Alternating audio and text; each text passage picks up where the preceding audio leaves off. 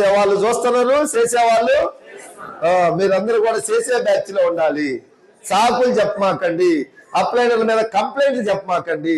ఈ కంప్లైంట్లు చెప్పుకునేది దరిద్రమైన మైండ్ సెట్. అప్లైనర్ మీద కంప్లైంట్ చెప్పి, డెవలైనర్ మీద చెప్పి, ఈ ఒకళ్ళ మీద ఒకళ్ళు ఇది కాదు. నీ చేతనైతే నువ్వు పడు, అప్లైనర్ పనికి రాడు, నువ్వు చెయ్యి. నిన్నెవడు ఆపుతున్నాడు? చేసేటోడు ఎవడని చెప్తాడు అప్లైనర్ మీద కంప్లైంట్? 18 లక్షలు తీసుకొని ఈ రోజు వరకు నేను ఎవరి మీద కంప్లైంట్ చెప్పలే. అప్లైనర్ చెప్పలా, డెవలైనర్ చెప్పలే. మా సుబ్బయ్య శెట్టి సార్కి 18 లక్షలు తీసుకున్న స్థాయికి వచ్చాను నేను, జీరో నుంచి. కంప్లైంట్ లేవు, వాటి వల్ల ఉపయోగం లేదు. ఏమనంటే నువ్వు పని చేయి. ఇతరులను నిందించటం, బ్లేమ్ చేయటం, ఇట్లాంటి ఈ ఈర్ష్యలు, ద్వేషాలు ఇవన్నీ విన్నాడాలి. మనం ఈ బిజినెస్ కు పనికి రావాలి. ఈ బిజినెస్ లో వైట్ పేపర్ లాగా ఉండాలా. అప్లైనర్ థ్యాంక్ యూ, మనకు ఒక అవకాశం ఇచ్చాడు. రోజు నీ ఎమ్మటి ఫీల్డ్కి వస్తే మంచివాడు. ఒక వారం రాకపోతే నా అప్లైనర్ మీద మళ్ళీ ఎక్కలేనని రుజుతారు.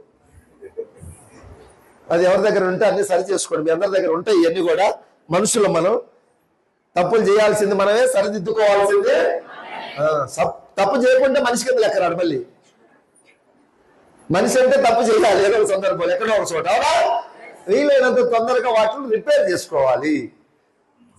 ప్రెస్టీజ్ అప్లైనర్లు ఇప్పుడు దాకా ఎట్లా చూసినా తెలియదు. ఈ బూట్ క్యాంప్ నుంచి అయినా డిసైడ్ చేసుకోండి, నా అప్లైనర్ నాకు ఒక దేవుడితో సమానం. ఎందుకంటే ఈ బిజినెస్ లో మనల్ని నిలబెట్టింది మన ఇంట్లో భార్య, అక్క, అన్న, తమ్ముడు, ఫ్యామిలీ, తల్లిదండ్రులు ఎవరు నిలబెట్టరు మనల్ని. అవునా? ఇంకా ఒక అడుగు వీలైతే వాళ్ళందరూ ఎన్నికలు లాగడానికే ట్రై చేసిండు, అమ్మ నాన్నతో సహా. మనల్ని నిలబెట్టింది ఎవరు?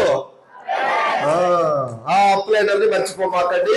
లోపల గుండెల్లో స్థానం ఇవ్వండి అప్లైనర్.